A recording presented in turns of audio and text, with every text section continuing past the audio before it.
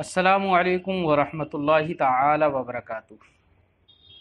جامعہ رضویہ منظر اسلام کے on line سبق میں آپ کا خیر مقدم ہے۔ آئیے، ہمارے سامنے کتاب ہے الحسامی۔ کتاب کھولتے ہیں، آپ حضرات بھی کتاب کھول لیجئے۔ جن کے پاس ہارڈ کاپی ہے تو وہ اپنے کتاب سامنے کھول لیں، اور جن کے پاس ہارڈ کاپی نہیں ہے، سافٹ کاپی ہے، تو وہ اپنے موبائل میں جو ہم نے PDF بھیجی تھی اس میں کھول لیں۔ آئیے شروع کرتے ہیں آج عام کی تعریف کو۔ پہلے عبارت پڑھتے ہیں عام کی تعریف میں، کیا عبارت ہے مصنف کی، اس کے بعد اس کا مطلب سمجھتے ہیں۔ بسم اللہ الرحمن الرحیم۔ والعام وهو كل لفظ ينتظم جمعا من المسميات لفظا او معنى۔ اور عام وہ کسے کہتے ہیں؟ عام کی تعریف کرتے ہیں وهو كل لفظ، عام ہر وہ لفظ ہے ينتظم جمعا من المسميات، جمعا یعنی بہت سارے مسمیات، اسم جس پر دلالت کرے وہ مسمى ہے، اشخاص ہیں۔ عام ہر وہ لفظ ہے جو بہت سارے مسمیات اور بہت سارے اشخاص پر دلالت کرے، چاہے وہ اپنے لفظ کے اعتبار سے دلالت کرے، لفظاً لفظ کے اعتبار سے دلالت کرے، اور معنی یا معنی کے اعتبار سے دلالت کرے۔ عام کی تعریف میں کل لفظ بولا، لفظ سے مراد لفظ موضوع لہو، کیونکہ گفتگو ما قبل میں گزر چکی ہے کہ لفظ سے مراد کیا ہے، لفظ موضوع لہو۔ تو لفظ سے مراد لفظ موضوع لہو ہے، یہ کل لفظ یہ جنس کے درجے میں ہے۔ تو اب ایسی صورت میں اگلی جو قید ہے ینتظم جمع من المسمیات لفظا و معنی، یہ قیود یہ احتراز کے لیے ہے اور اس کو جدا کرنے کے لیے ہے، خارج کرنے کے لیے ہے اس کو۔ اب ینتظم، مصنف نے کہا انتظام کا معنی ہوتا ہے شمول، تو معنی ہوگا ہر وہ لفظ ہے عام ہر وہ لفظ ہے جو شامل ہو بہت ساری مسمیات کو۔ تو ینتظم کہہ کر کس کو خارج کر دیا؟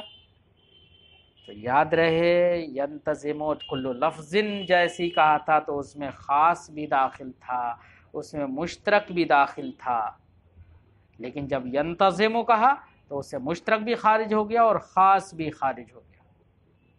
خاص خارج ہو گیا، یہ تو بالکل ظاہر ہے۔ کیوں؟ اس لیے کہ خاص تو معنی معلوم پر دلالت کرتا ہے، وہاں تو معنی واحد ہوتا ہے، معنی مفرد پر دلالت ہوتی ہے اس کی، وہاں پر انتظام اور شمول ہوتا ہی نہیں ہے خاص کے اندر۔ تو ینتظموں کی قید سے خاص کا خارج ہونا بالکل ظاہر ہے، لیکن ہم نے کہا تھا کہ ینتظموں کی قید سے مشترک بھی خارج ہو گیا۔ تو مشترک کیسے خارج ہو گیا؟ اس کی وجہ کیا ہے؟ اس کی وجہ یہ ہے کہ مشترک دو معنی یا دو سے زیادہ معنی کو شامل نہیں ہوتا ہے، بلکہ ہر ایک معنی کے لیے الگ الگ وضع ہوتی ہے، اور جب تک قرینہ قائم نہیں ہوتا ہے کہ کون سا والا معنی مراد ہے، اس وقت تک وہ لفظ مشترک جو ہوتا ہے ہر ایک معنی کا احتمال رکھتا ہے، سب کے لیے منتظم اور سب کے لیے شامل نہیں ہوتا ہے، احتمال رکھتا ہے۔ اور یہاں پر مصنف نے ینتظم کہا، اور اس کا مطلب ہے شامل ہونا، شمول، تو اس لیے مشترک خارج ہو گیا کہ وہ انتظام اور شمول نہیں رکھتا، بلکہ وہاں پر احتمال محض ہوتا ہے۔ اگرچہ اس کی لفظ جو ہوتا ہے وہاں پر وہ معنی واحد ہی کے لیے ہوتا ہے، لیکن ہر ایک معنی کے لیے الگ الگ اس کی وضع ہوتی ہے، اس لیے بغیر قرینے کے یہ سمجھ میں نہیں آتا ہے کہ مراد کون سا ہے، اس لیے ہر ایک کا احتمال ہوتا ہے، ہر ایک کو وہ شامل نہیں ہوتا ہے۔ اس لیے ینتظموں کی قید سے مشترک بھی خارج ہو گیا۔ ایسے ہی جمعن کہا تو جمعن بہت سارے، اس سے تثنیہ کو خارج کر دیا، کیونکہ تثنیہ جو ہے وہ تو صرف دو ہی پر دلالت کرتا ہے، جیسے کہ لفظ مئتن 100 پر دلالت کرتا ہے، اور وہ 100 کیا ہے؟ محدود و محصور ہے نا۔ ایسے تثنیہ 2 پر دلالت کرتا ہے، وہ بھی محدود و محصور ہے۔ اس لیے جس طریقے سے لفظ مئتن یہ خاص ہے، ویسے ہی تثنیہ رجلان مثلا وہ بھی کیا ہے؟ خاص ہے، وہ بھی عام میں داخل نہیں ہوگا۔ جمعن کہہ کر اشارہ کر دیا اسی بات کی طرف کہ تثنیہ اس سے خارج ہے، بلکہ تثنیہ خاص میں داخل ہے۔ جمع من المسمیات جو بہت سارے مسمیات کو شامل ہو، لفظاً شامل ہو، یعنی لفظاً شامل ہونے کا مطلب ہوتا ہے کہ لفظ اپنے صیغے کے اعتبار سے بہت سارے مسمیات کو شامل ہو، صیغے کے اعتبار سے۔ مثلا صیغہ اس کا بتاتا ہو کہ مثلا صیغہ، جتنے صیغہ جموع ہیں جتنے، وہ سب کے سب اپنے صیغے کے اعتبار سے بہت سارے افراد کو شامل ہوتے ہیں، رجال ہے، مسلمون ہے، وغیرہ وغیرہ۔ اور مانن کا مطلب ہوتا ہے کہ انتظام معنوی ہو۔ انتظام معنوی کا مطلب یہ ہے کہ اپنے صیغے کے اعتبار سے وہ بہت سارے افراد کو شامل نہ ہو، صیغے کے اعتبار سے تو صرف واحد ہو، لیکن معنی کے اعتبار سے بہت سارے افراد کو شامل ہو، جیسے ماں ہے، من ہے۔ اپنے یہ لفظ کے اعتبار سے، صیغے کے اعتبار سے یہ سب کے سب کیا ہیں؟ واحد ہے، مفرد ہے، لیکن معنی کے اعتبار سے ان میں عموم ہے، بہت ساروں کو شامل ہوتے ہیں۔ ایسے ہی قوم ہے، رہط ہے، وغیرہ وغیرہ۔ تو عام کی تعریف کیا ہوئی؟ ایک بار دہراتے ہیں، عام ہر وہ لفظ ہے جو بہت سارے مسمیات کو شامل ہو۔ اب وہ شمول، وہ انتظام، چاہے انتظام لفظی ہو یا انتظام معنوی ہو۔ انتظام لفظی کا کیا مطلب تھا؟ اپنے صیغے کے اعتبار سے بہت سارے افراد کو شامل ہو، اور انتظام معنوی کا مطلب یہ تھا کہ صیغے کے اعتبار سے بہت سارے افراد کو شامل نہ ہو، بلکہ وہ اپنے معنی کے اعتبار سے بہت سارے افراد کو شامل ہو، جیسے ہم نے مثالیں دی۔ یہاں پر ایک اعتراض ہو سکتا ہے۔ اعتراض کیا؟ اعتراض یہ ہو سکتا ہے کہ دیکھیے آپ نے نکرہ پڑھا ہوگا کہ نکرہ جب تحت نفی واقع ہوتا ہے تو عام ہوتا ہے۔ جیسے مثال دیں ہم آپ کو، جیسے ہم نے کہا ما رأیت رجلا، میں نے کسی آدمی کو نہیں دیکھا، تو رجلا میں عموم ہے، نکرہ تحت نفی واقع ہونے کی وجہ سے عام ہو گیا۔ لیکن ذرا غور کرو، عام تو ہے، لیکن یہ غور کریے کیا عام کی جو تعریف مصنف نے کی ہے وہ تعریف اس پر صادق آتی ہے؟ کیا یہ انتظام لفظی یا انتظام معنوی، اس میں دونوں میں سے کوئی انتظام ہے؟ تو دیکھیے آپ غور کریے، رجلاً انتظام لفظی تو ہے نہیں، کیونکہ وہ اپنے صیغے کے اعتبار سے بہت سارے افراد اور بہت سارے مسمیات کو شامل نہیں ہوتا ہے، وہ تو مفرد ہے۔ اور معنی کے اعتبار سے بھی رجلاً کا ایک ہی تو معنی ہے، بہت سارے افراد کو کہاں شامل ہے؟ حالانکہ نکرہ تحت نفی یہ عام ہوتا ہے اور تعریف اس پر صادق نہیں آتی ہے۔ تو عام کی تعریف سے نکرہ منفیہ جو کہ عام ہوتا ہے وہ خارج ہو گیا، تو تعریف جامع نہیں ہوئی۔ کوئی یہ اعتراض کر سکتا ہے؟ جواب اس کا یہ دیا جائے گا کہ اگر نکرہ منفیہ خارج بھی ہو گیا تو اس میں حرج کی بات کیا ہے؟ کیوں؟ یہاں پر جو مصنف نے تعریف کی ہے عام کی، وہ عام حقیقی کی تعریف کی ہے۔ عام حقیقی وہی عام ہوتا ہے جو جس میں یا تو انتظام لفظی ہو یا انتظام معنوی ہو، وہی عام حقیقی ہے۔ عام حقیقی کی تعریف کی ہے۔ اور رہا نکرہ منفیہ، تو نکرہ منفیہ اپنی حقیقت کے اعتبار سے عام نہیں ہوتا ہے، اس کا عموم مجازی ہوتا ہے۔ تعریف عام حقیقی کی ہے اور خارج عام مجازی ہو رہا ہے، تو اس میں حرج کی بات کیا ہے؟ اور اگر تھوڑی دیر کے لیے تسلیم بھی کر لیتے ہیں کہ مصنف نے جو تعریف کی ہے وہ عام کو بیان کرنے کے لیے کی ہے، چاہے وہ عام صیغتاً ہو، وہ اس عام کے بیان کرنے کے لیے کی ہے جو صیغہ اور لغت کے اعتبار یعنی وضع کے اعتبار سے ہو۔ اگر تسلیم بھی کر لیا جائے کہ وہ عام ہے تو ہم کہیں گے کہ تعریف عام کی بے اعتبار وضع ہے، نہ کہ مطلق عام کی تعریف۔ اور یہ نکرہ منفیہ کا عموم یہ صیغے کے اعتبار سے نہیں ہے، بل بھی ضرورہ، بلکہ کس کی بنا پر ہے؟ ضرورت کی بنا پر۔ تعریف جس کی گئی ہے تو اس عام کی گئی ہے جو صیغہ و لغت کے اعتبار سے ہو، یعنی وضع کے اعتبار سے ہو، صیغہ و لغت کے اعتبار سے۔ اور نکرہ منفیہ کا عموم یہ صیغے کی وجہ سے نہیں ہے بلکہ ضرورت کی بنا پر ہے۔ بات سمجھ میں آ گئی؟ اگلے مصنف علیہ رحمت و رضوان نے وہ حکمہ سے عام کا حکم بیان کیا ہے۔ عام کا حکم آپ غور کریے، مصنف نے خاص کی تعریف کی لیکن خاص کا حکم بیان نہیں کیا، اور عام کی تعریف بیان کی تو اس کے بعد عام کا حکم بیان کرتے ہیں۔ تو آپ سوال کر سکتے ہیں کہ خاص کی تعریف کیوں چھوڑ دی، خاص کا حکم کیوں بیان کرنا چھوڑ دیا؟ جیسے عام کا حکم بیان کیا ویسے خاص کا بھی حکم بیان کرنا چاہیے۔ تو جواب ایک تو یہ ہے کہ عام کا حکم اس انداز میں، اس طرز میں مصنف نے بیان کیا ہے کہ اسی سے خاص کا حکم سمجھ میں آ جاتا ہے۔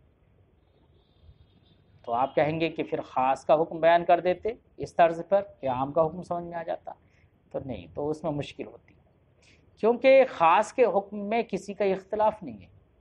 سب کے نزدیک خاص کا حکم یہی ہے کہ وہ قطعی طور پر حکم کو ثابت کرتا ہے، وہ یقینی ہوتا ہے، جبکہ عام کے حکم میں اختلاف ہے۔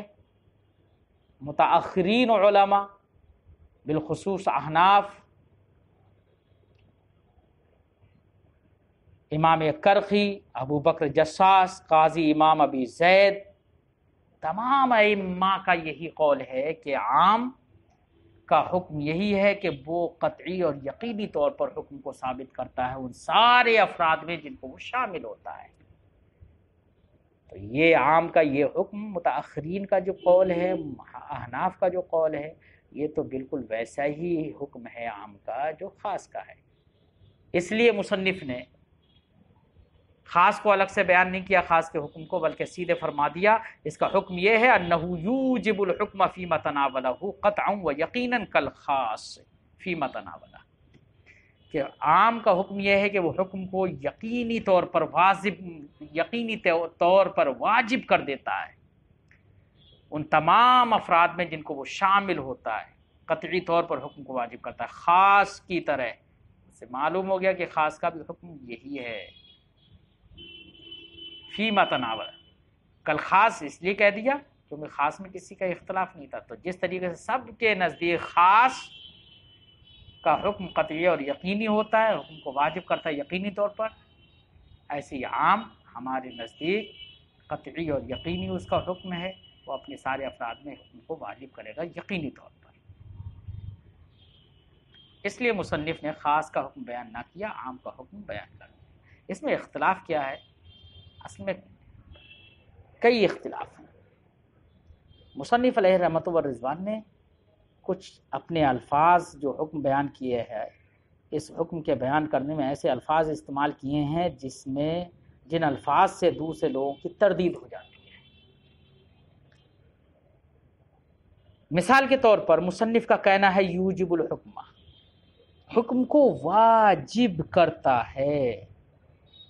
غور کرنا ایک لفظ پر، یہ ان عام عشائرہ کا رد ہے جو اس بات کی طرف چلے گئے کہ عام کا حکم یہ ہے کہ عام مجمل ہوتا ہے۔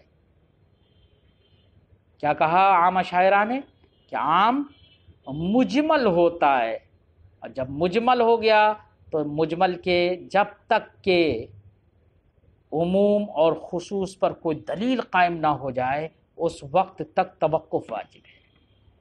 تو انہوں نے عام کا حکم کیا بتایا کہ عام مجمل ہوتا ہے، اس کا حکم ہے توقف۔ جب تک کہ اس کی عمومیت پر کہ اتنے افراد مراد ہیں یا خصوصیت پر کوئی دلیل قائم نہ ہو جائے، اس وقت تک ان کے نزدیک کیا واجب ہے؟ توقف۔ انہوں نے توقف کا قول کیا۔ مصنف نے کہا یوجب الحکمہ، توقف نہیں، حکم کو واجب کرے گا، تو ان کی تردید کر دی یوجب الحکمہ سے۔ اچھا، ان لوگوں نے جو یہ کہا نا کہ مجمل ہے اور توقف واجب ہے جب تک کہ دلیل قائم نہ ہو، تو اس کا جواب کیا دیں گے؟ انہوں نے کہا مجمل ہے، سمجھ میں نہیں آتا کتنے افراد ہیں اس سے مراد جب تک کہ دلیل قائم نہ ہو۔ جانی رجال ہم نے کہا تو انہوں نے کہا کہ رجال تو مجمل ہے، دیکھیے، کیونکہ جانی رجال جب تک کہ کوئی دلیل قائم نہ ہو جائے اس بات پر کہ اتنے شخص آئے، اس وقت تک نہیں بتایا جا سکتا کہ 3 آئے، 4 آئے، 5 آئے، 8 آئے، 10 آئے، کتنے آئے، لہذا توقف کیا جائے۔ انہوں نے یہ کہا۔ اس کا جواب کیا ہوگا؟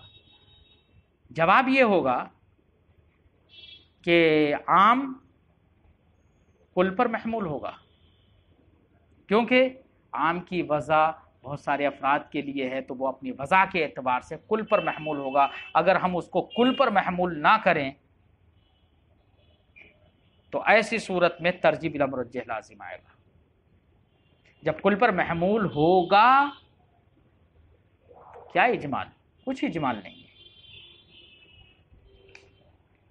مصنف نے آگے ایک لفظ استعمال کیا فیما تناولہ، تمام کے اندر حکم کو واجب کرے گا ان تمام افراد میں جن کو وہ شامل ہے۔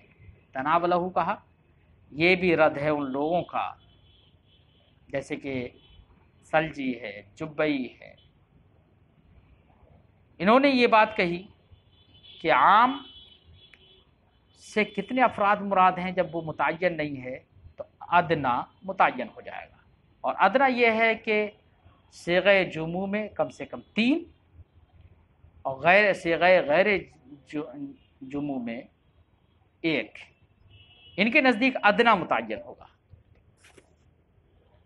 مصنف نے فیما تناولہ کہہ کر کہا کہ بھائی ادنا متعین نہیں ہوگا، بلکہ جتنے افراد کو وہ شامل ہے تمام میں حکم کو واجب کریں گے۔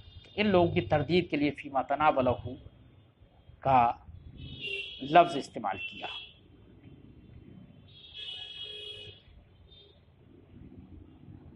اچھا، ان لوگوں نے کیا کہا تھا؟ انہوں نے کہا تھا کہ ادنا متعین ہو جائے گا، ادنا پر عمل کرنا آسان ہو جائے گا، صحیح ہو جائے گا، کیونکہ وہ متعین و متیقن ہے۔ ورنہ رہا کل، تو کل تو مشکوک ہے، کتنے افراد مراد ہیں شک ہے، معلوم نہیں۔ ان کا جواب کیا ہوگا؟